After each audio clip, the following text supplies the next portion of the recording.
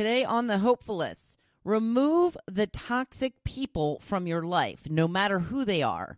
The iPhone phobia? Yeah, I'll tell you about it. And guess who's going to see Oprah? You get a great life, and you get a great life, and you get a great life. Welcome to the Hopefulist, a daily talk show hosted by veteran broadcaster Wendy McClure. Join Wendy each day as she shares her life lessons that transformed her from perpetual pessimist to the ultimate hopefulist.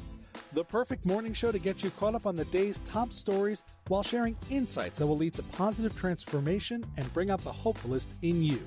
For more inspiration, visit hopefulist.com.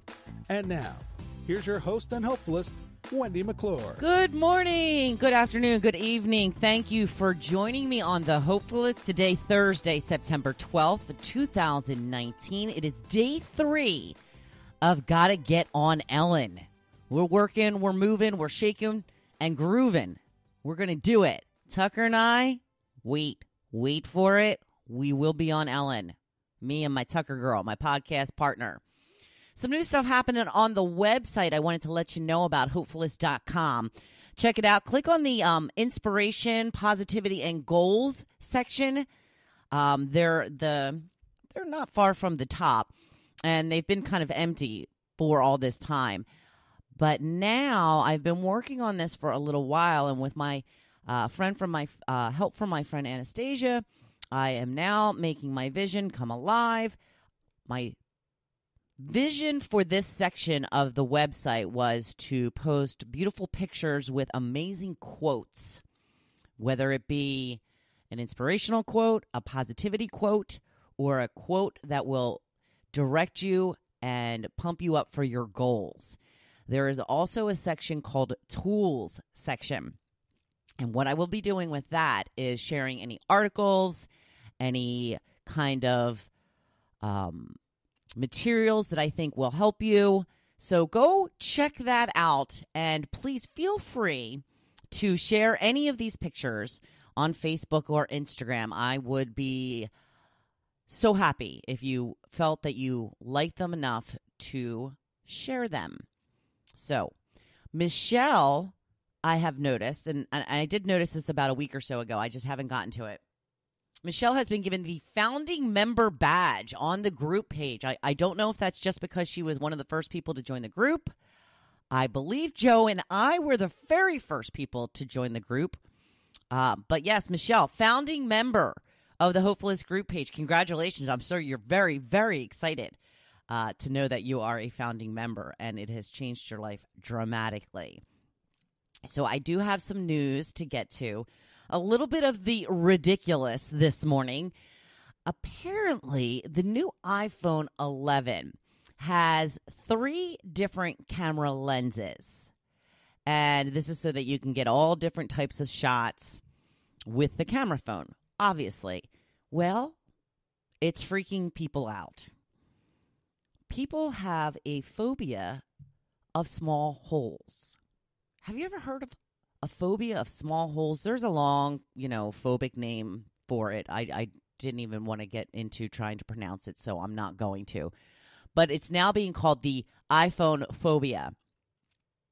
Why? I mean, I get it. Phobias are not something that's, grounded in any sort of common sense, and it's just, a phobia is a phobia. I get it. But small holes? It's weird. I mean, you can't even fall into a small hole. I can understand a phobia of holes. I'm afraid you're going to fall in one, especially if you fell in one as a kid or something like that. But the small holes, just looking at tiny little holes freaks you out? Because, there's small holes everywhere, right? Camera lens. Yeah, that's it. There's nothing else. There's no more small holes. No, I'm just looking around my house, and even pictures and wall art or whatever, there's small holes. There's small holes all over my computer screen. It's crazy. It's crazy. But I guess people have to find something to talk about. So there you go. The new iPhone phobia. Are you a victim? Are you suffering from the iPhone phobia? I hope not. I certainly hope not. So yesterday I was talking about going to see Oprah. And guess who's going? I hope she gives everyone a car. Wouldn't it be awesome if she gave everyone a car? I have to thank Megan, who was able to get the American Express pre-sale for me. So I don't even have to wait until tomorrow like I thought I was going to have to. And I think it's fate. If any of you know me, you know that I've got a thing with the number 222. Now, let me tell you how this started. I started liking the number 22 because when I was young, we used to go to the stock car races at Wall Stadium and New Egypt Stadium, predominantly Wall Stadium. And I just picked a car out one day that I liked. Number 22, Lenny Boyd. He was the driver. And I started following him, and he actually ended up getting pretty good. He won the Turkey Derby one year, which I guess if you don't know about it, sounds pretty funny. But that's like the big race. That's like the Daytona 500 of stock car races. So he ended up doing pretty well. But from that point on, 22 was my favorite number. Then as, time went by, I started trying to use 22. When you're trying to like come up with a username or a password or something, and the one you want is always taken. So then you just like put your favorite number on the end of it. Yeah, that was always taken too. So I just put another 2 on the end. So a lot of my email addresses and usernames and that type of stuff has 222 on the end of it. So I kind of associate with myself the number 222. However, 22 is my favorite number. It's all about the twos, people. So when we were trying to choose the seats that I would partake in for the Oprah show, guess what section I'm in? Yeah, 222. I'm in section 222. It's fate. It's fate. I didn't even care if those seats sucked. I'm like, get me section 222. Just get them. Just get them. Now, I'm up in the rafters. It's going to be high up. I tried to get something like kind of on the corner. Not all the way in the back, but like kind of a little bit on the side stage where you can see everything. It's going to be a great time. Now, I had received a post from my cousin who does love Oprah almost as much as I do, telling me that I would be in big trouble if I did not take him to see Oprah with me. And when I saw this post, it reminded me of a certain concert he didn't even want to go to last year that he went to for free, a Miss Taylor Swift. Yeah. He's like, I didn't know you liked Taylor Swift. Well, then you don't know me at all, Jim. You don't know me at all. So I don't know. Should I punish him for not letting me go to see Taylor Swift for free, by the way? Or should I be a good cousin, friend, and hopefulist and take Jim with me? It's a thinker. It is a thinker.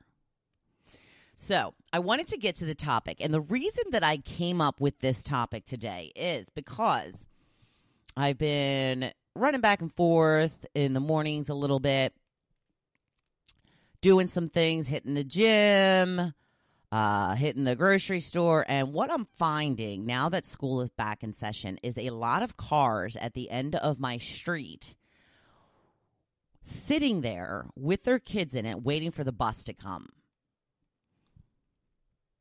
Well, I think that that's so funny. They also are waiting for them when they come home in the afternoon. We never had a ride to and from the bus stop. I mean, not only they're not just dropping them off at the bus stop so they don't have to walk. They're sitting with them until the bus comes. I get it is a different world that we live in now. And I did see that in a couple of your responses. I, however, live in a very safe neighborhood. Very safe. And I can't imagine the bus stops being that far where your kid can't walk. If they're really little, I get it. I do. I get it.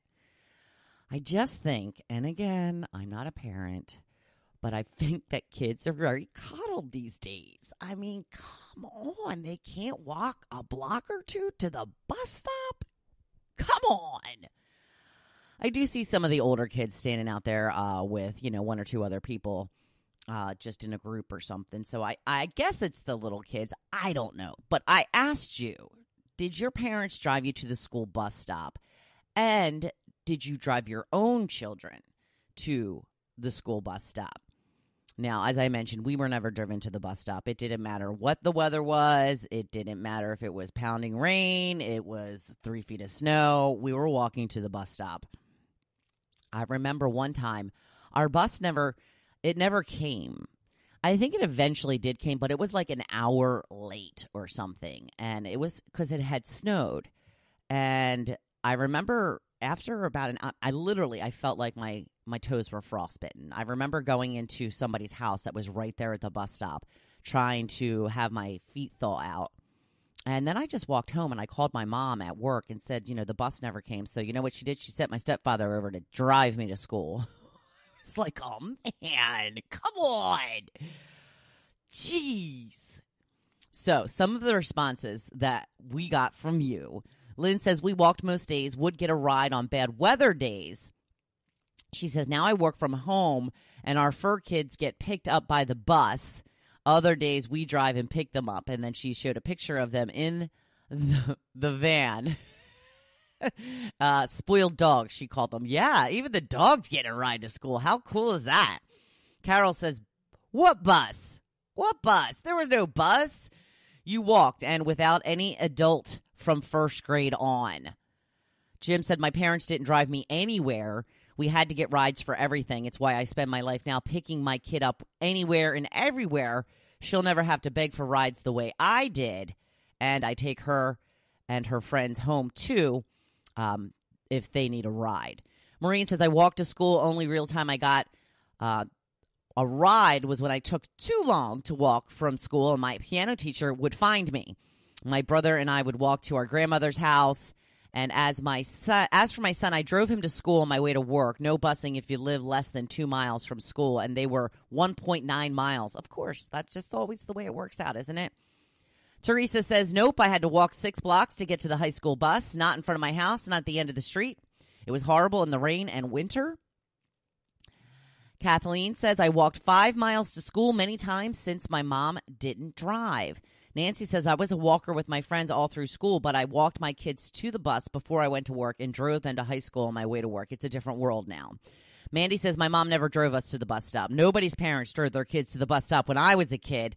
We were on our own. She says, my son was a walker, and he walked with his buddies that lived on the street as a group. I did have a heart and take them if it was raining. Kathy says, elementary school, I just walked across the street. High school, my dad drove me every day since it was on his way to work. My kids took a bus for elementary K through 8. They walked to the bus stop on our block where about 8 kids waited. For high school, I took them, which was on my way to work. They would never take a school bus in high school. See, I don't know. That's the difference between kids in the later generation. I would have never been able to make a statement like, I'm not going to take the bus in high school now. You're going to have to drive me. I was taking the bus to school or I wasn't going, and I was going. I'll tell you that. Diane says, I walked uphill barefoot backwards for miles. This is an ongoing thing with my siblings. Yes, we hear that all the time. I would get up at the butt crack of dawn so that my father would drive me to high school instead of walking since it was clear on the other side of town. We didn't have buses back in the ice age. The way home was either foot or friend. My kids got bused. Kathy says, we walked to elementary school in all kinds of weather. My mother didn't drive. It was a mile from my house. By middle and high school, we took the city bus, used a bus pass, and paid a nickel. Times have changed. Michelle says, my parents did not drive me to the bus stop. It wasn't very far. My kids did not have the option of a bus, so I drove them every morning. Marcy says, we got the bus at the end of our driveway. My kids walked to the bus stop, which is about 2 blocks away. Once I drove them when it was pouring rain. I was trying to be nice, and the bus hit my new car. Minimal damage, but still. Oh, Murphy's Law, right? Carol says, walked to school in all kinds of weather. Our playground was a block off the city street. We jumped rope or double dutch, played ball or just talked, had songbooks from the 50s, and sang with 3 other girls in the back courtyard almost every day. Lots of fun. See? You're missing out on some great